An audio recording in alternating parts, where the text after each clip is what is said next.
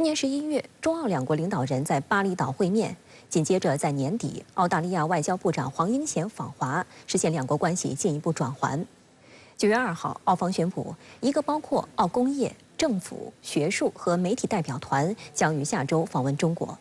这个代表团规模之庞大为近年来罕见，他们的重要任务是与中方进行1.5轨对话。那么，什么是1.5轨对话？在中澳关系经历了5年的动荡和曲折之后，近期呈现哪些新势头？来看报道。澳大利亚外交部网站称，第7届中澳高级别对话将于9月7号在北京举行。该对话从2014年开始，每年举行一次，2020年起中断。去年底，澳大利亚外长黄英贤访华时，双方确认重启。深圳卫视查询外交部网站得知，去年12月21号在北京举行的中国和澳大利亚第6轮外交与战略对话后，双方发布联合声明，其中提到双方重申一个稳定和建设性的中澳关系对两国、对地区、对世界的重要性。双方同意中澳关系应符合两国全面战略伙伴关系定位，在此基础上相互尊重、平等互利、管控分歧。联合声明的最后，双方表示同意支持两国人文交流，包括1.5轨高级别对话、中澳工商界首席执行官圆桌会和两国商业团组互访。中国国际问题研究院副研究员苏晓辉指出，下周将来华的澳大利亚大规模代表团就是来参加1.5轨高级别对话。所谓1.5轨，也就是政府和民间人士共同参与的意思，有利于扩大双方的接触面，有利于在更多层面增进理解、达成共识。进行这种1.5轨的交流，是双方下一阶段推动关系缓和、进一步改善的一个重要的机会。而另外呢，澳大利亚政府在对华政策方面在做出一些选择，希望呢通过加强与中国之间的沟通来解决问题，而不是制造更多的问题。作为两国间的1.5轨交流机制的重要平台，中澳高级别对话将就两国双边关系交换意见，也是一次就贸易与投资、民间联系以及地区和国际安全等一系列问题进行建设性讨论的机会。澳大利亚外长黄英贤认为，中澳高级别对话的重启代表着中澳关系朝着进一步稳定迈出了重要一步。法新社认为，对话的恢复是北京和堪培拉在多年紧张局势后关系解冻的最新案例。路透社报道称，访问团将由澳大利亚工党籍前贸易部长艾默生率队，其中还包括自由党籍前外长毕晓普，以显示澳大利亚国内两党的政治支持。此外，澳大利亚外交贸易部秘书长安思杰也将与会。外界认为，这显示出澳大利亚方面对于加强同中国沟通的强烈意愿。中方则由前外交部长、中国人民外交学会名誉会长李兆兴率团出席。值得注意的是，两国关系破冰后，经贸关系率先升温。今年2月，中澳商务部长进行了视频会谈，就落实两国领导人印尼巴厘岛会晤重要共识、妥善处理彼此重点经贸关切、规划发展中澳经贸下阶段关系等进行了专业、务实、坦诚的交流。5月中旬，澳大利亚贸易部长法雷尔访华，并在北京与商务部部长王文涛共同主持召开第16届中澳部长级经济联委会，进一步推动中澳经贸务实合作向前发展。法雷尔对媒体透露，中澳双方谈判进展顺利，从中国收到的所有信息都非常积极。8月4号，中国商务部发布公告，宣布终止对原产于澳大利亚的进口大麦征收反倾销税和反补贴税，这也被认为是中澳关系解冻的关键一步。新加坡联合早报报道称，8月29号，澳大利亚开始向中国输出首批大麦，当地大麦生产商备受鼓舞。So this is a good story here. Obviously, the tariffs were put in May 2020. There was an 80.5% tariff put on barley, and that stopped the trade with China altogether. But it's back, and it's going to pick up over the next few months as the harvest starts coming through. 澳大利亚的旅游业也迎来新的春天。最新数据显示，今年上半年，澳大利亚共接待超过18万中国游客，6月单月共有3.7万名中国游客抵澳，游客数量已恢复至2020年前同期水平的近50%。8月初，中国第3批出境团队游国家名单公布，其中也包括澳大利亚。澳大利亚旅游局称，中国游客赴澳大利亚团队游的恢复，对澳大利亚旅游业来说，无疑是一个振奋人心的积极信号。澳大利亚旅游局还透露，为了张开怀抱迎接中国旅客，澳大利亚业者积极提供中文服务，搭建人民币移动支付体系，并期待在接下来的中秋节、国庆节期间迎来中国游客赴澳旅游的小高峰。28号，澳大利亚助理贸易部长艾尔斯接受美国媒体访问，呼吁进一步发展中澳双边关系。And as Prime Minister Albanese has said, while there are challenges that are there in this relationship,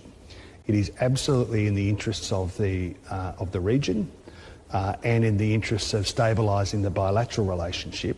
that at a ministerial level and a leader level we engage in as much dialogue as possible. 有海外媒体报道称，澳大利亚总理阿尔巴尼斯希望在今年秋季访华，以庆祝澳大利亚总理首次访华50周年。但截至目前，中澳双方外交部门都未宣布相关消息。8月28号，澳大利亚前驻华大使瑞杰瑞在澳大利亚金融评论报发表文章表示，阿尔巴尼斯虽然展现了访华意愿，但他的部分言论仍然闪烁其词。瑞杰瑞认为，阿尔巴尼斯应在不设任何前提条件的情况下访华。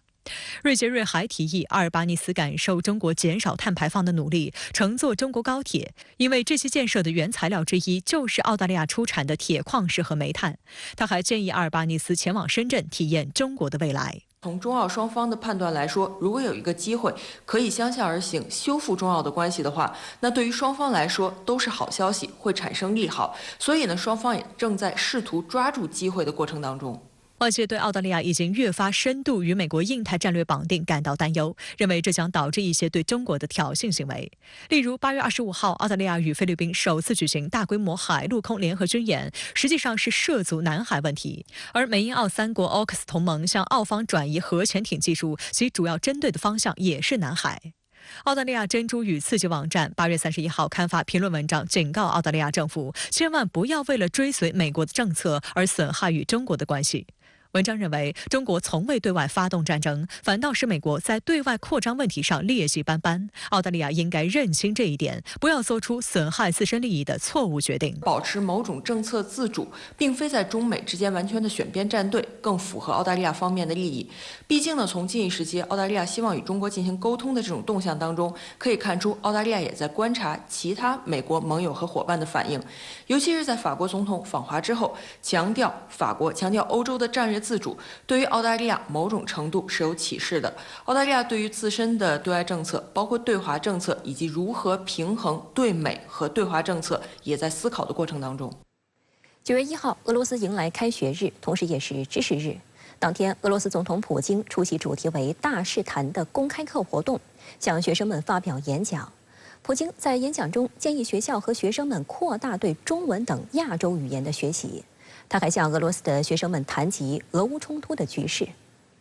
近日有俄罗斯媒体报道称，普京将于10月赴中国，并出席“一带一路”国际合作高峰论坛。对此，中国外交部发言人8月30号作出回应：中方正就此同“一带一路”合作伙伴保持沟通。我们将适时发布相关消息。在9月1号全俄学校开学日举行的大师谈公开课上，普京表示，全球政治和经济生活的中心将逐渐向亚洲国家转移，因此建议扩大中文等亚洲语言学习。Потому что с учетом темпов развития Азии и стран азиатских, центр экономической, как это всегда бывает, а за ним и центр политической жизни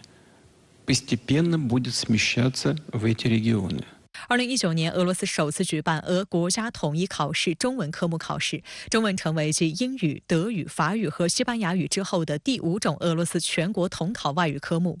普京的科学和文化顾问富尔先科表示，当前所有的国际科学论文中有30%是用中文写的。他强调，俄罗斯大学应该逐步引入中文课程，以便跟上科学发展的步伐。中国也是俄罗斯向东转的一个重要的目标国。那可以看出，在未来几年当中，中俄两国在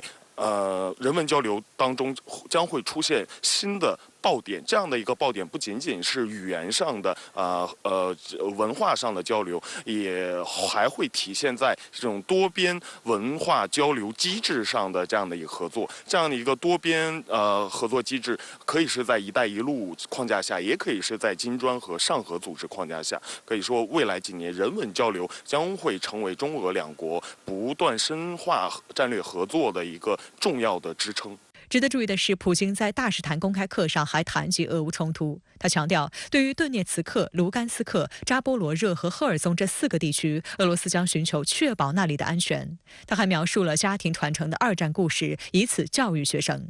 Я понял, почему мы победили в Великой Отечественной войне. Но победить такой народ с таким настроем невозможно. Мы абсолютно были непобедимы. И сейчас таким являемся. 截至目前，俄乌冲突已经持续了超过1年半，战事陷入焦灼。多方信息显示，在最近3个月以来，乌军的反攻行动无法突破俄军防线。俄罗斯国防部8月时还列举了一组数字，称自6月初以来，乌克兰损失了约4.3万名士兵和约5000件重型装备。德国记者兰比最近还出版新书《紧急情况战时治理》，其中包括大量北约国家决策层的态度。书中描述了2022年3月4号德国总理舒尔茨和法国总统马克龙之间的通话。当时舒尔茨告诉马克龙，有一件事比谈判更让自己烦恼，那就是普京根本就不抱怨制裁，他甚至没有提到制裁。马克龙则回答说，普京在与自己的通话中也没有提到西方制裁问题。截至目前，欧盟已经对俄罗斯实施了11轮制裁，但外媒普遍认为这些制裁的效果不及预期。还有分析认为，美西方不断加码制裁，正显示了此前制裁的效果不佳，而俄罗斯的经济比西方预计的更具有韧性。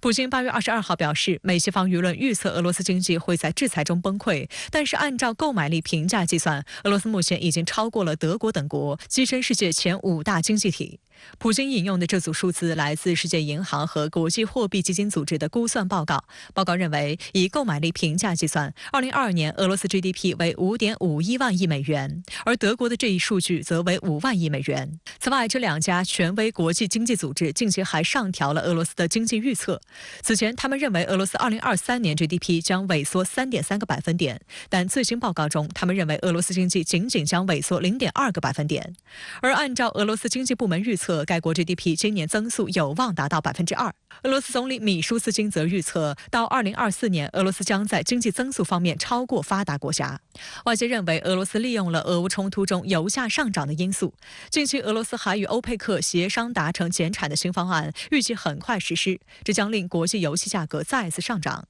俄罗斯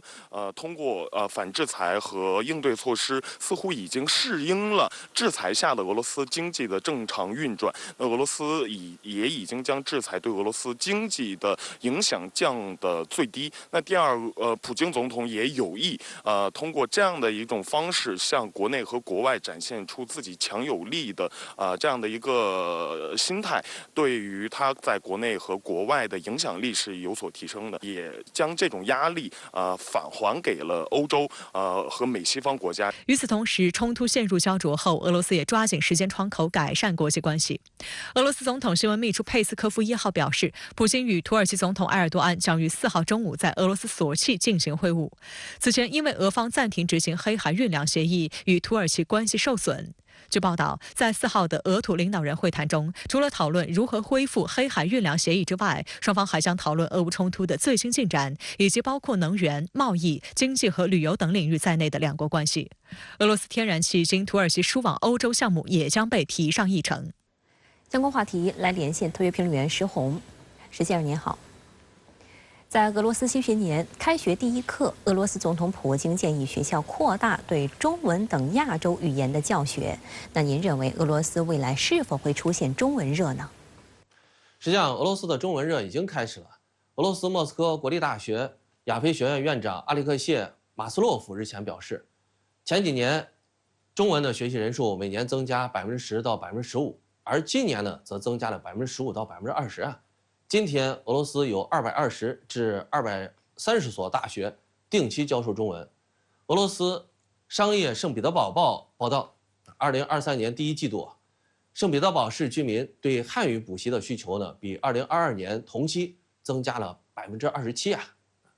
汉语呢，成为圣彼得堡市居民第2大知名语言。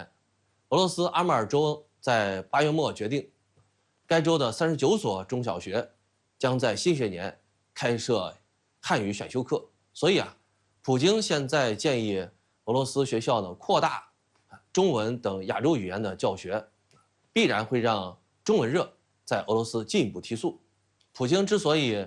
提出这样的建议，有这样几个因素一是如同普京所说亚洲正在成为全球经济和政治的中心舞台这个客观情况呢，让俄罗斯必须加强同亚洲国家的交往，才能有更好的未来而中国是亚洲最大的国家，发展最出色的国家，因此学习中文就成为俄罗斯与中国扩大交往的一种必然趋势。二是欧美对俄罗斯进行全面封杀，使得俄罗斯呢意识到向西看呢没有任何希望，所以俄罗斯在战略上做出重大调整，转为向东看，与中国和其他亚洲国家的交往呢迅速扩大，这自然呢也就使得俄罗斯呢越来越注重呢学习中文等亚洲语言。三是中国近些年科技进步迅速，目前世界上30%的科技论文都是中文写的，再加上中俄贸易发展迅速啊，使得俄罗斯呢对懂中文的雇员需求呢不断增加，今年呢就比去年增加了40%啊，而且呢掌握中文在市场上能够获得更高的薪水。俄罗斯招聘网站超级工作的工作人员呢就说，会中文的专家平均收入比会欧洲语言的专家高10%至15%。因此啊，单从中俄贸易以及呢俄罗斯个人的职业发展前景来看啊，即便没有普京的建议，俄罗斯人呢学习中文的热度啊也在不断快速提升啊。普京在出席主题为“大事谈”的公开课活动期间表示，俄罗斯人民在卫国战争年代不可战胜，现在依然如此。那您觉得普京这样讲的目的是什么呢？普京这是通过公开课向全体俄罗斯民众强调，只要俄罗斯的优秀传统不丢，就没有任何力量能够战胜俄罗斯。俄罗斯的优秀传统是什么呀？面对强敌流血不流泪，坚决抗击的决心和韧性。普京专门提到卫国战争，实际上是把现在进行的特军行动的意义进一步拔高，让俄罗斯民众明白，现在的特军事行动与卫国战争一样，关乎俄罗斯的生死存亡。俄乌冲突表面上看是俄罗斯与乌克兰进行较量，实际上是俄罗斯在与乌克兰绝大多数的北约国家以及美国在亚太的几个铁杆盟友进行较量。俄罗斯面临的形势是十分严峻的，退无可退，必须将特军行动进行到底，并且实现俄罗斯的目标。此外，普京的话还有一个目的，是给俄罗斯民众打预防针，那就是俄乌冲突很可能长期持续，强度甚至还可能扩大，因为北约给乌克兰的军援在不断升级啊。例如，现在北约已经同意给乌克兰提供 F-16战斗机了，因此呢，俄罗斯民众应该在心理上有足够的韧劲儿，始终支持俄罗斯政府和军队，直至达到俄罗斯想要的目的。美国政府继续拱火俄乌冲突，计划在下周宣布向乌克兰提供新一轮军事援助，其中将首次包括备受争议的贫铀弹。此外，还有空对空的响尾蛇导弹也引发外界联想。因为乌克兰目前空军在冲突初期就陷入瘫痪，这是否意味着北约提供 F-16战机的速度将加快？面对战场武器的巨大消耗，乌克兰国防部在社交媒体发布视频，要求西方提供弹药，而不是建议。路透社9月1号援引消息人士报道，美国政府计划在下周宣布为乌克兰提供新一轮军事支持，其中将首次包括含有贫铀的穿甲弹药。这些贫铀弹预计将在未来几周内运抵乌克兰。贫铀弹可以从美国的 M1艾布拉姆斯坦克上发射，预计美方将在未来几周内将10辆 M1坦克交付给乌克兰。贫铀弹使用的贫铀是铀浓缩的副产品，具有坚硬的特点，因此贫铀弹具有较强的穿甲能力。但国际上对贫铀弹的使用存在巨大争议，因为贫铀虽然放射性不及天然铀，但将长期污染环境，损害人体健康。但美国频繁在实战中大量使用贫铀弹，包括在2次海湾战争以及1999年科索沃战争里。北约成员中最早向乌克兰提供贫铀弹的是英国。去年4月，英国就将一批贫铀弹药运抵乌克兰。英国国防部还表示不负责善后。联合国方面表示反对，称这将造成严重后果。俄罗斯外交部长拉夫罗夫当时警告，此举是朝着局势严重升级迈出的一步。外界认为，乌克兰方面也对在本国国土上使用会造成放射性污染的贫铀弹十分谨慎。目前尚无报道证实乌军在实战中使用贫铀弹。贫铀弹最大的一个作用就是说，它的一个穿甲能力比普通的穿甲弹要强，装甲力量对比，可能乌克兰已经处于一个不利局面，所以迫切需要改变这个状态啊。那么可能美国是出于这个考虑，就是说准备让 M1坦克和配合那个贫铀穿甲弹啊，那么走到战场，以希望能够使得乌克兰的战场局势有所改善。美军还强化对乌克兰导弹供应量。美国国防部8月29号宣布了新一批总价值2.5亿美元的对乌军事支持计划。美国动力网站报道称，在这一批美对乌军事援助清单中，首次出现 AIM-9M 响尾蛇红外制导空导弹。AIM-9M 导弹具备全向攻击能力，拥有较强的抗干扰能力，同时配备了低烟火箭发动机。动力网站认为，乌空军战机配备 AIM-9M 导弹后，在拦截俄军无人机时的效率将会得到提升。此外 ，AIM-9M 空导弹可以作为乌军苏24前线轰炸机及苏25攻击机的自卫武器，甚至可以由乌军无人机挂载并发射。动力网站注意到，乌克兰武装部队的防空导弹库存已经非常低，在俄军大规模巡航导弹和自杀无人机打击下，乌军装备的苏制防空导弹已经消耗殆尽。AIM-9M 导弹在经过改进后，也可从地面发射，补充乌军防空武器库存。因为现在乌克兰那个防空压力很大，那么原有的苏制防空武器已经使用殆尽，但是现在俄罗斯的一个空袭，包括那个无人机，包括导弹，那个越来越厉害，所以压力很大。那么利用这种空导弹改装为防空导弹那么也许可能会减轻一下那个乌克兰压力自去年2月乌克兰危机升级以来，美国已累计向乌克兰提供总额超过430亿美元的军事支持。俄罗斯多次指责美国拱火浇油，导致冲突升级，而美国国内的分歧也逐渐凸显。根据美国有线电视新闻网8月份的一项民调，约55%的美国人反对向乌克兰提供更多资金支持。在俄乌冲突陷入泥潭之际，多次表示坚定支持乌克兰的英国国防大臣华莱士8月31号向首相苏纳克提交辞呈。苏纳克接受后宣布任命能源安全与净零排放大臣沙普斯接替这一职位。华莱士从2019年起出任国防大臣，而英国在此期间换了3位首相。他在混乱的英国政坛中坚持了4年。华莱士在俄乌冲突中力挺乌克兰，但在英国经济状况不佳的情况下，他频繁强硬要求增加国防开支，也引发不满。他在辞职信中建议苏纳克不要削减国防开支。有俄罗斯媒体称，华莱士是乌克兰政府最大声的啦啦队员之一。值得注意的是，在华莱士辞职之际，有乌克兰媒体爆料，乌国防部长列兹尼科夫最早可能于下周被撤换。一名乌议员透露，列兹尼科夫可能会被调任乌克兰驻英国大使，以增强对英国政府的游说。一般在西方这个政府体制里面大臣主动提出辞职，无非就是几点：一个和首相意见不合，没有办法开展工作另外一个，他认为现在政府的一个政策持续下去，那么我所负担的这一摊工作可能会出现问题，我干不了了，到时候我不要变成背锅侠。华莱士的去职当然不意味着西方的政策在短期内会即刻180度转向但是我们觉得就是说可以看到事情正在起变化。冲突陷入泥潭以来，美西方对乌军援也明显放缓。有美国媒体指出，拜登政府对乌援助已经接近国会批准的资金上限。美西方的舆论还批评乌军的反攻缓慢。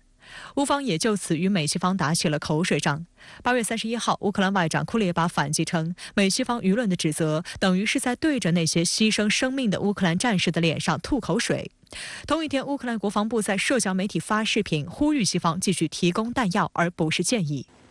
美国国防部近期公布的最新一批军售合约里，明确提及了由洛克希德马丁公司为台军现役 F-16战机提供延售服务的合同，金额大约在1817万美元。那您觉得这是一个什么样性质的军售合同呢？台军的 F-16战机要发挥战斗力，有多大程度上要依赖美国呢？是的，程倩。客观来讲，千万美元级别的合同，在美国对台军售的全景图里，只是一个不起眼的角落。同样是围绕台军的 F-16战机，8月23号由美国国防安全合作局 DSCA 公布的那批售台的 IRST 系统，金额要大得多，约5亿美元。美国的对台军售喜欢玩化整为零、少量多次的把戏，这就好比是吃自助餐，你别看台湾当局好像每次只拿一个小碟。你得去他的桌子上看一看，不知不觉已经满满一桌了。那么这个1800多万美元的延售服务合同是干嘛的呢？我合理推测，可能涉及2个方面。首先，它可能是台军 F-16V 战机升级计划的一部分，有140多架 F-16 Block 20战机正在台湾的汉翔工厂内进行升级。虽然经过多年持续投入，汉翔已经具备了相当的技术实力，但在升级工序中，他们还是发现，一些台军老 F-16战机的老化现象是非常严重，需要洛克希德马丁公司的沃斯堡工厂提供原厂配件进行机体强固的加固。其次呢，它也非常可能是为台军正在一线部队执勤的 F-16战机购买零部件用的。那么这几年呢，解放军海空力量在台海周边常态化执行演训、战备巡航任务，台军的值班战机出动频率大大增加，这意味着飞机的地面维护压力成倍增加，飞机更换零部件的频率同样是成倍增加。F-16的关键零部件呢，全靠美国供应，来迟一步，飞机就得在地上趴窝。实际上，在未来可能发生的台海军事冲突里，台军对我们威胁最大的，确实就是这200多架 F-16战机。这200多架 F-16也想发挥战斗力，确实需要看美国的脸色。台湾当局的凤展专案是一个台美共同完成的 F-16升级计划。140多架 F-16 Block 20战机在岛内的汉翔工厂升级至 F-16AM、BM 技术水准。另外，再花费80亿美金，从洛克希德马丁的沃斯堡工厂采购66架全新的 F-16V 战机。尽管在硬件的技术水平上，两批战机有不小的差异，但台军统一对外宣称，这200多架都叫 F-16V。这个计划原定于2023年全部完成，但由于汉翔的水平有限，以及美国那边产能出现了问题，眼看就要拖到2030年了。这对岛内妄图所谓以武拒统的那些人来说无疑是个坏消息。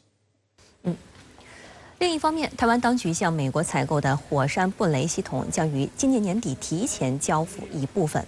这在岛内引发了强烈反弹。台湾民众担忧布雷系统将把台湾变成地雷岛，将来战争哪怕结束了，台湾居民也永无宁日。那么，吴先生，您怎么看美国对台军售的新趋势呢？美国对台军售这些年越来越突出的一个特点是，美国的话语权史无前例地增加了。一直以来，这是台美之间的博弈。以前是台湾当局提出想要什么，美国会关起门来研判一下，这个不行，会打破两岸军力平衡，不如你买这个吧。现在就不太一样了，现在是台湾当局说要这个，美国皱起眉头说，都什么时候了，还想跟解放军打正面对决呢？你还是买这个吧。老老实实把台湾岛变成一个所谓刺猬，打非对称战争。火山布雷系统采购案就是在这样的背景下诞生的，它主要用于紧急战场雷区布设，用于迟滞解放军登岛机械化部队向纵深展开。它源于美国对台海两岸军力对比的冷峻思考，源于战争也许迫在眉睫的焦虑感。本质上，美国期待两岸的中国人血战一场，希望台湾岛成为中国崛起进程中一个巨大的绊脚石。国际舆论这2年频频设置的所谓“今日乌克兰，明日台湾”的议程，就是这样一个阴险逻辑。此外，台军采购的24万枚手雷也凸显了台湾当局对战争的思考。这是一个以小见大的案例。怎么说呢？如果说台湾当局当年向美国采购基德舰是出于所谓的保卫台岛的想法，那么如今采购24万枚手雷，这是完全出于假如战争明天爆发的临战准备了。手雷是步兵作战的基本装备，大多用在堑壕战、巷战等短兵相接的场景。与之相映证的是，台军前不久刚刚决定要扩编所谓宪兵的军警部队，这是用来抓逃兵、维持战场纪律的督战队啊。所以已经到了这个份上，台湾民众应该尽快清醒过来。台海的兵凶战危并不是一种选举话术，而是切切实实正在形成的乌云密布啊。台湾民进党当局虽然并不公开承认，但他们在军事上做的每一件事情都在朝着这个方向靠近。某种意义上看，要和平还是要战争，这是一道台湾民众必须要思考、必须以实际行动做出抉择的必答题。郭台铭宣布参选2024，给岛内选情投下一颗震撼弹，其影响仍在发酵。距选举仅有4个月之际，郭台铭的副手人选成为外界关注焦点。日前，岛内有媒体爆料称，艺人林志玲也成为郭台铭的征询对象。对于这一传闻，郭台铭竞选办公室未承认也未否认，更是引发外界联想。那么林志玲对此有何回应呢？来看报道。据台湾 TVBS 新闻网3号报道，郭台铭目前正在寻觅合适的副手，焦点锁定在高知名度、热心慈善公益、女性3项条件，甚至传出台湾第一名模林志玲成为郭台铭的征询对象，并已征询过林志玲，但尚无结果。针对相关传言，郭台铭竞选办公室发言人黄世修未承认也未否认，仅表示真的不知道。但这样的回应引发外界更多联想。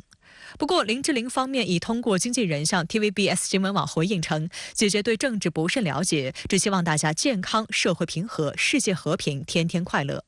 事实上，除了林志玲，无党籍明代高金素梅也被传出有可能成为郭台铭副手。根据岛内选举规则，9月13号至17号将正式受理申请正副领导人选举被联署人，参选人在领表当天就要填副手名字，因此在此之前，各参选人的副手人选将水落石出。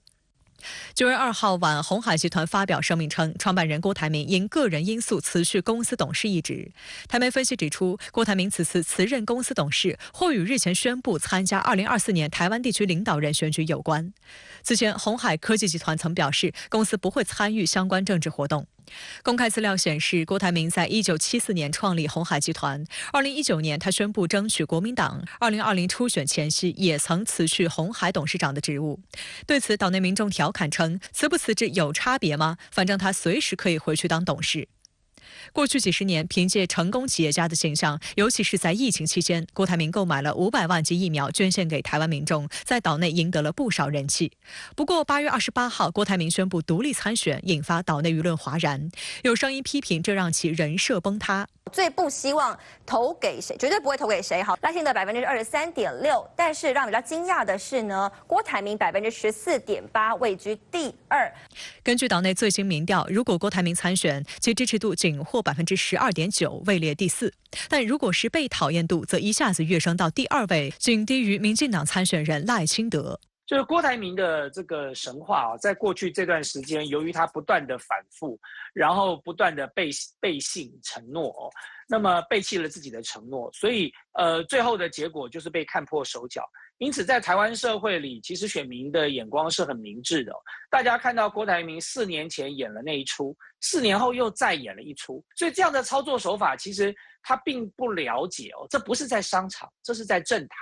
每一个人在政坛的形象就只有这么一次塑造的机会你要做改变不是一件这么容易的事情，可是你要把它糟蹋掉却很容易。所以郭台铭原本的这个企业家的这个形象就台湾首富、企业领袖这样的形象，就在过去这几年一路走来被他糟蹋殆尽了。郭台铭不仅民调吊车尾，也让民众党主席柯文哲相当生气。就在3个月前，郭台铭还邀请柯文哲到金门的海边散步，声称要与他海誓山盟。但现在郭台铭宣布参选，受打击最大的是柯文哲。最新民调显示，柯文哲的支持率下降了2.4%，超过了赖清德与侯友宜下降之和。分析认为，郭台铭和柯文哲本质上都主打所谓白色阵营，也就是中间选民的支持。柯文哲之前维持高民调，是因为他通吃白色阵营票源，但现在郭台铭参选改变了局势，而且郭台铭背后有高人指点，不断在多个场合蹭柯文哲热度，与他硬同框。柯文哲直呼受不了，好像强迫你的，不是强迫，就是说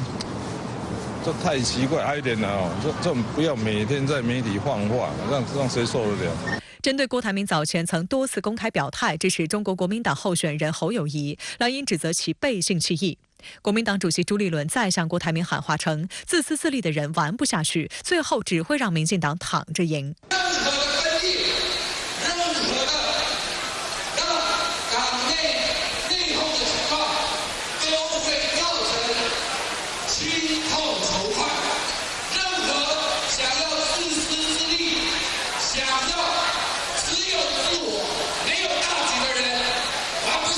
台湾联合报的评论称，嘴巴谈整合，行动却撕裂，没过足戏瘾的郭台铭再演下去就是自讨没趣。不过郭台铭的参选反而在一定程度上是激发了国民党内部的团结。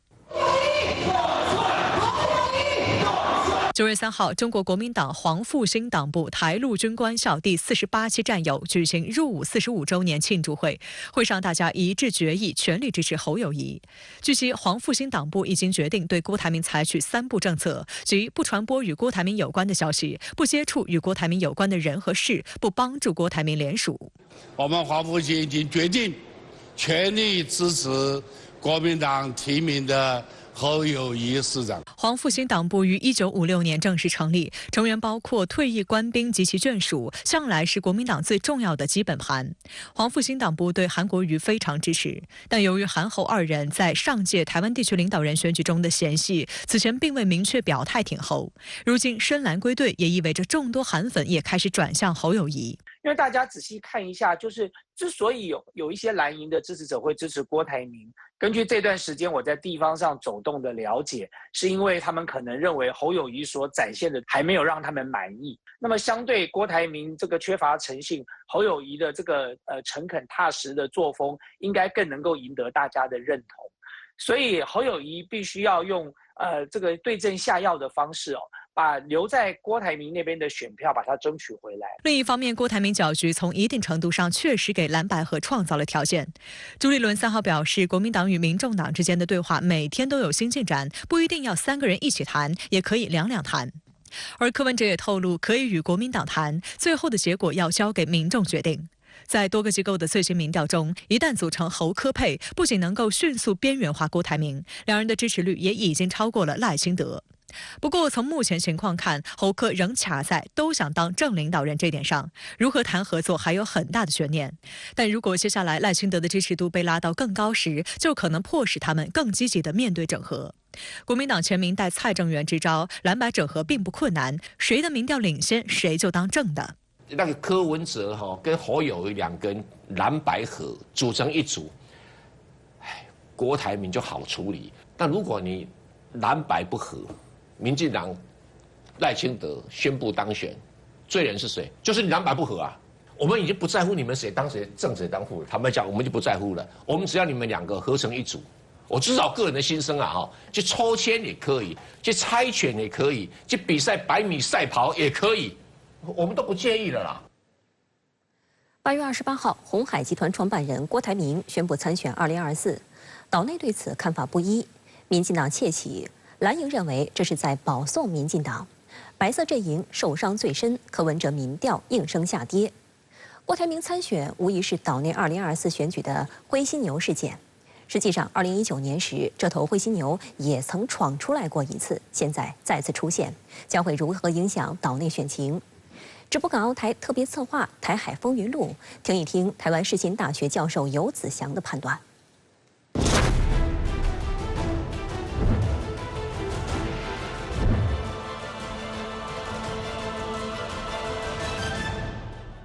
我们以前说什么这个1个和尚抬水喝，2个和尚挑水喝，3个和尚没水喝。本来非绿就已经柯文哲加侯友宜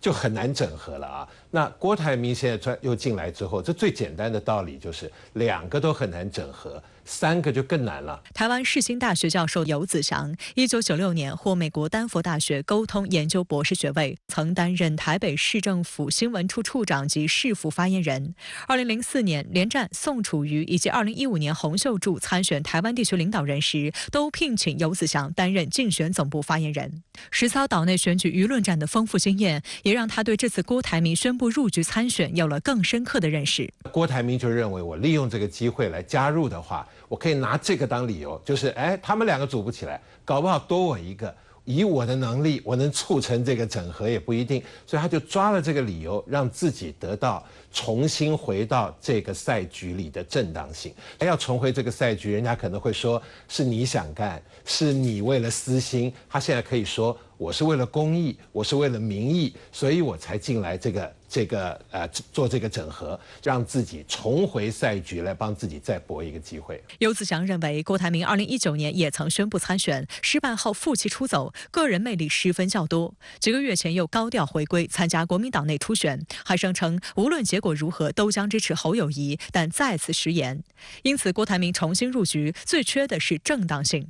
游子祥提醒，开弓没有回头箭，蓝白整合之所以困难，是因为谁都不愿意给别人做副手。如果我能够让柯文哲跟我搭配，然后我们2就大于1了嘛，那侯友宜就边缘化了，我们就成功了。所以他现在到处在黏这个柯文哲，原因就是还想促成这个可能性。但问题是你从柯文哲的角度想啊，我如果去选择一个人做副手，如果我最后必须这样，那我跟侯友宜合作，那还是个党对党，还可以把民意代表一起拉进来谈的那种，有模有样的和啊。那如果我跟你郭台铭和，这是什么和呢？啊，这个我怎么跟外界解释，怎么交代呢？所以其实并没有比较容易。游子祥的文字功力深厚，他分析指出，郭台铭的演讲稿件是最好的。相比之下，侯友宜的稿件宣传效果软绵绵，而柯文哲的文宣中表现出对绿营暧昧的态度，甚至连下架民进党都不愿意说。游子祥还认为，郭台铭的文宣主打经济，会让更多选民产生共鸣。郭台铭那个讲稿呢，一上台我是要下架民进党，讲得很明确的啊。然后他说，我们主流民意都希望整合，我要主流民意大联盟。然后他也很敢讲大的目标啊，台湾现在GDP 成长没有到2%，我明年就让它翻倍啊！这意思是增加1倍。台湾现在输给新加坡，我20年我就让台湾绝对能够成为亚洲第1名。亚洲首富。游子祥表示，从个人立场来说，侯友宜最适合担任下一届台湾地区领导人。他同时认为，侯友宜的缺点是旗帜不够鲜明，语言不能打动人。可当非绿阵营闹成一团时，侯友宜却认真在竞选总部开记者会提政策。游子祥认为，侯友宜这种认真劲头会让人觉得他很沉稳，值得信赖。台湾的未来需要这样做实事的人，而不是那种语言上很会煽动、很会炒作的政客。如果我们要选的是一个很会吹牛，是一个很会搞媒体宣传，那不用下架民进党。民进党好厉害啊！吹牛很厉害，搞各种网络宣传很厉害。我们之所以要选，是要选一个能够让台湾稳下来的人。所以为什么就我个人立场而言，我一直是觉得侯友宜的特质，他的特质很有趣啊。他的特质呢，你知道他常年是做警察的。后来就算从警察变成政治人物，他的风格一向是比较谨慎的。游子祥承认，在台湾的选举中，侯友宜这种品质不容易出头，比较容易吃亏。而侯友宜还有一个比较吃亏的地方是蓝营选民的特质。他介绍，绿营选民更在乎谁能赢，即便我恨你，但也可以先赢了再说。而蓝营很多文人相亲，到现在还在相互看不顺眼。国民党的选民有一种特质，就是他的专业度有很多高于政治性。不像民进党，我支持民进党，我就大声出来告诉你我支持民进党。国民党有很多安静的中产阶级的专业人士的选民，这一群支持国民党的人的那整个团队，事实上对台湾来说是比较可靠、比较稳定的。那侯友宜作为一个可信又稳重的领导者呢，他比较能够带领这个团队来稳住台湾，所以我一直认为他还是最适合的人。虽然现在岛内舆论出现了保送民进党的观点，但游子祥认为，实际上岛内下架民进党的呼声更高，因此侯友宜必须奋战到底。所以你不要看好像赖清德躺着选了，他们心里是很紧张的，因为为什么？最后一刻，如果有人呼吁把选票集中给某一个人，这个机会还是存在的。所以你要他躺呢，他也躺不太下去，因为他还会担心会不会选民太讨厌民进党了，最后一秒那个民调领先的那个人会集中选票，但够不够集中，就决定非绿最后能不能反败为胜。